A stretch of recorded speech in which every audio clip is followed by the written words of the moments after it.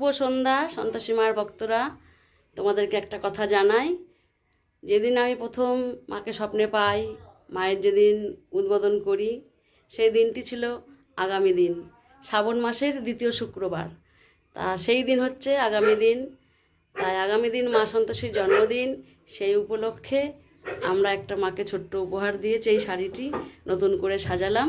মা তো ভক্তদের দেওয়া শাড়ি মা তো পরেই, আমরা প্রতি বছর একটা করে দিই, তা বেশি পারি না। এই ছোট্ট উপহার মা সন্তোষীকে দিলাম। মাকে কেমন লাগছে পরিয়ে তোমরা দেখো। জয় মা সন্তোষী, সকলের মঙ্গল করো, সকলের ভালো করো। আগামী দিন টাইম পাবো না বলে এখন এই সময় মাকে সাজিয়ে সুন্দর করে শাড়ি পরিয়ে সাজিয়ে রাখলাম। আগামী দিন মা সন্তোষীর পুজো, তোমরা যারা আসো তারা আসবে।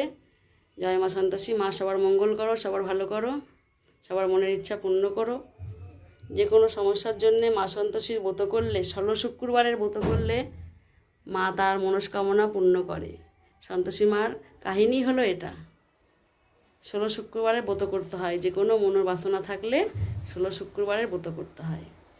আগামী দিন মায়ের জন্মদিন, তোমরা মাকে জন্মদিনের শুভেচ্ছা জানিও। তোমাদেরকেও মা যেন ভালো রাখে, সুস্থ রাখে, সুখে রাখে। সবাই ভালো থেকো।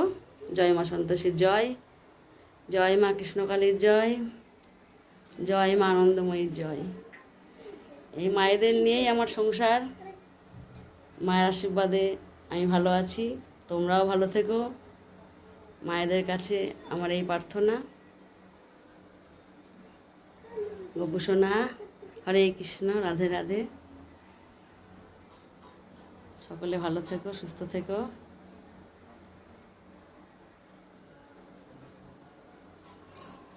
ভিডিওটি যদি ভালো লাগে লাইক, শেয়ার, কমেন্ট করো। কমেন্টে জানিও জয় মা সন্তোষীর জয়, জয় মা কৃষ্ণকালীর জয়, জয় মা আনন্দময়ীর জয়। সবাই ভালো থেকো। আগামী দিন পুজোর সময় তোমাদেরকে আবার মাকে দেখাবো।